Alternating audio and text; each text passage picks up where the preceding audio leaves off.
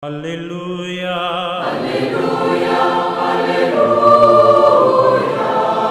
Alléluia, Alléluia, Alléluia. Le Seigneur soit avec vous et avec votre esprit. Évangile de Jésus-Christ selon saint Matthieu.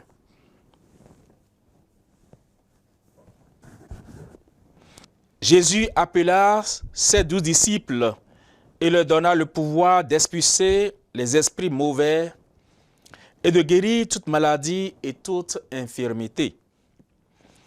Voici les noms des 12 apôtres. Le premier, Simon, appelé Pierre, André son frère, Jacques, fils de Zébédée, et Jean son frère, Philippe et Barthélemy, Thomas et Matthieu, le publicain, Jacques, fils d'Alphée, et Thaddée, Simon le Zélote et Judas Iscariote, ceux-là même qui le livra. Ces 12, Jésus les envoya en mission avec les instructions suivantes. N'allez pas chez les païens et n'entrez dans aucune ville des Samaritains. Allez plutôt vers les brebis perdues de la maison d'Israël. Sur votre route, proclamez que le royaume des cieux est tout proche. Acclamons la parole de Dieu. Louange à toi, Seigneur Jésus.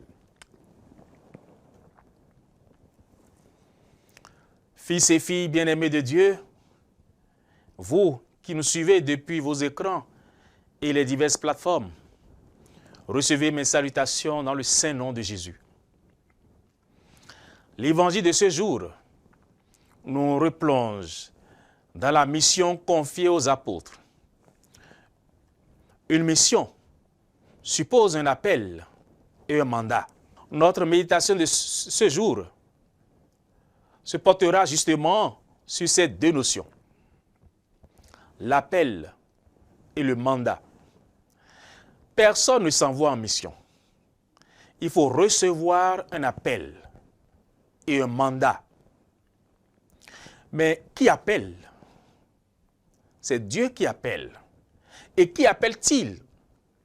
Il appelle des hommes et non des animaux, ni des extraterrestres, ni des surhommes. Il appelle des hommes pétris de chair et de sang, avec tout ce qu'ils portent dans leur gène, hérité du limon constitutif de l'humain. Ces appelés sont bruts dans leur nature, portant leurs qualités et leur tare. L'échiquier des appelés présente un contraste bien étonnant en face de celui qui appelle. Le Saint des Saints appelle des pécheurs et les choisit comme collaborateurs. Regardons les figures en place. Ce qui est sûr, le Seigneur n'a pas choisi les plus brillants de la classe. Il n'a pas non plus choisi les plus sages, ni les plus instruits. Il a juste posé son regard miséricordieux sur des pécheurs, afin qu'ils lui servent d'instrument pour convertir d'autres pécheurs. Nous savons tous ce que chaque disciple a pu faire pour se sauver quand Jésus a été vendu par Judas, l'un des 12. Dieu fait confiance à l'homme et veut compter sur lui malgré sa faiblesse. Ceux qui sont choisis aujourd'hui ne sont pas meilleurs à ceux d'hier. Beaucoup d'appelés déclinent l'offre et d'autres trahissent le maître et font l'objet de scandales pour les plus faibles. Et pourtant, Dieu n'a jamais cessé d'appeler. Ceci montre combien Dieu lui-même ne veut pas se passer de l'homme, qu'il rend fort pour la mission. Oui, frères et sœurs, sans la force qui vient de Jésus, l'appelé ne peut rien faire. Jésus fait un travail sur les appelés. Il les rend capables d'affronter la mission. Jésus appela ses 12 disciples et leur donna le pouvoir d'expulser les esprits impurs et de guérir toute maladie et toute infirmité.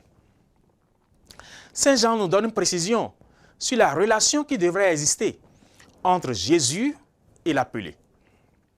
Sans moi, vous ne pouvez rien faire.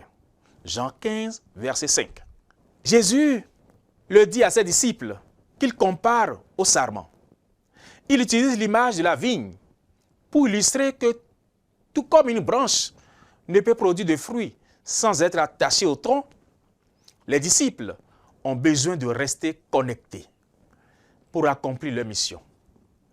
Écoutons à ce sujet un extrait de l'Évangile selon Saint Jean.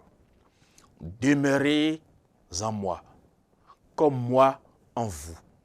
De même que le sarment ne peut pas porter du fruit par lui-même s'il ne demeure pas sur la vigne, de même vous non plus, si vous ne demeurez pas en moi.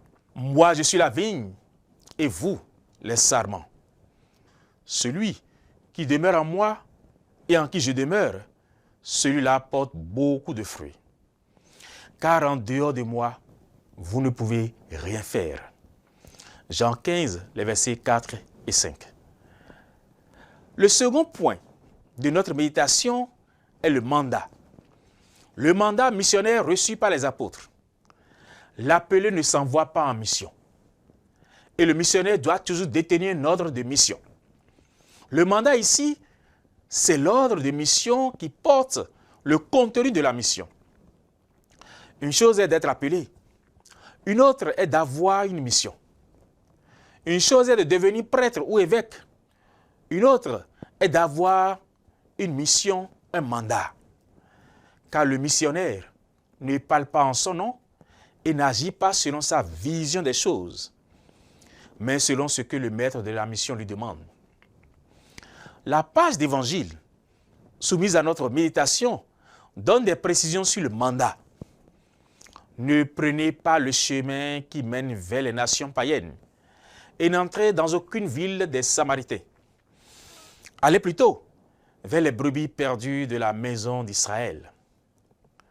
Quand on reçoit un tel mandat, frères et sœurs, on ne fait pas autre chose. On n'ira pas chez les païens alors que le maître demande d'aller exclusivement chez les juifs. Frères et sœurs, fils et filles bien-aimés de Dieu, une question surgit tout de suite. Pourquoi Jésus recommande-t-il aux apôtres d'aller uniquement chez les Juifs? Cette restriction s'est appliquée du vivant de Jésus. Mais plus tard, avant de rejoindre le Père, Jésus va enjoindre aux apôtres de parcourir l'univers entier. Allez de toutes les nations, faites des disciples. Baptisez-les au nom du Père et du Fils et du Saint-Esprit. Annoncez-leur à observer tout ce que je vous ai commandé. Apprenez-leur à observer tout ce que je vous ai commandé. Et moi, je suis avec vous tous les jours jusqu'à la fin du monde. Matthieu 18, les versets 19 et 20. Ce dernier mandat révèle que Dieu est resté fidèle à sa pédagogie. Le salut nous vient des Juifs et c'est tout à fait normal qu'on leur annonce en premier la concrétisation des promesses du Seigneur. Dieu a toujours fait de petits pas avec les hommes. Les Juifs ont bien reçu en premier la prédication chrétienne et c'est leur refus qui entraîna l'ouverture de l'Église aux non-juifs. Mais l'appel universel, c'est l'appel à la sainteté que reçoivent tous les baptisés. Le mandat universel que le Seigneur adresse à tous les baptisés, c'est d'instaurer le règne de l'amour par le témoignage de vie.